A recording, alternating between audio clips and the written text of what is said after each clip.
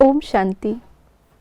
आज 2 फरवरी 2024 है और आज मधुरता के गुण से जो बाबा हमें स्वमान दे रहे हैं वो है मैं सरल चित्त आत्मा हूँ। सरलता भी एक बहुत बड़ा गुण है। सरलता जिसके अंदर होती है उसी को महान कहा जाता है। बच्चे सरल होते हैं इसीलिए बच्चों को महात्मा ईश्वर का रूप कहा जाता है। देवताएं सरल चित्त होते हैं इसलिए देवताओं की इतनी महिमा पूजन होती है। भगवान भी सरल है इसीलिए भगवान को भोलानाथ भी कहते हैं। तो ऐसी क्या विशेषता सरलता के अंदर है और मधुरता से सरलता को कैसे धारण करें, आइए जानते हैं आज के बाबा के अव्यक्त इशारों से। जो रूहानियत के रंग में सदा रंगे हुए रहते हैं उनमें मधुरता का गुण स्वतः आ जाता है। जो अपनी व दूसरों की बीती को नहीं देखते वह सरलचित हो जाते हैं। सरलचित आत्माओं में मधुरता का गुण नेचुरल होता है। उनके नैनों से, मुख से और चलन से मधुरता प्रत्यक्ष रूप में देखने में आती है।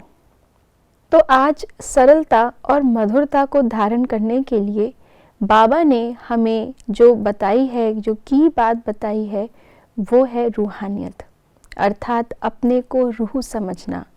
मैं आत्मा इस सृष्टि मंच पर अपना पार्ट बजा रही हूँ। इस चोले को धारण किया है थोड़े समय के लिए।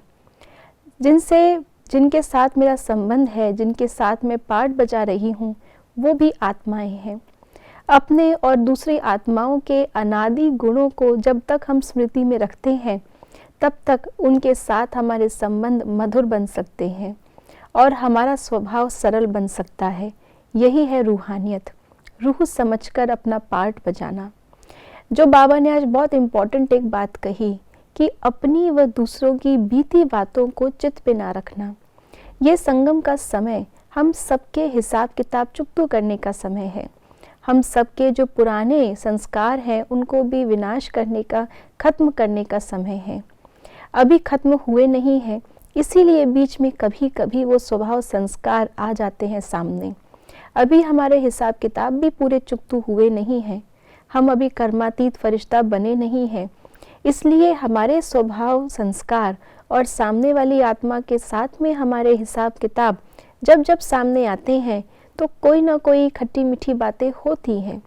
लेकिन सरल चित्त आत्मा वही है जो सच में रूहानियत में रहे और इस सब को ड्रामा का खेल समझकर पार कर ले। वापस मुड़ मुड़कर उन घटनाओं को ना देखे, वापस मुड़ मुड़कर उन बातों को याद ना करे। और इसी से हमारे अंदर जितना जितना सरलता आएगी स्वभाव में, आगे हम उस आत्मा के साथ मधुरता मेंटेन कर सकते हैं और इसी से हमारा ये ईश्वरीय परिवार भी बंधा हुआ रहेगा और यही ईश्वरीय परिवार फिर दैवी परिवार में परिवर्तन हो जाएगा। तो आज के दिन में मधुरता और सरलता को धारण करने के लिए हम रूहानियत में रहने का अभ्यास करेंगे। ओम शांति।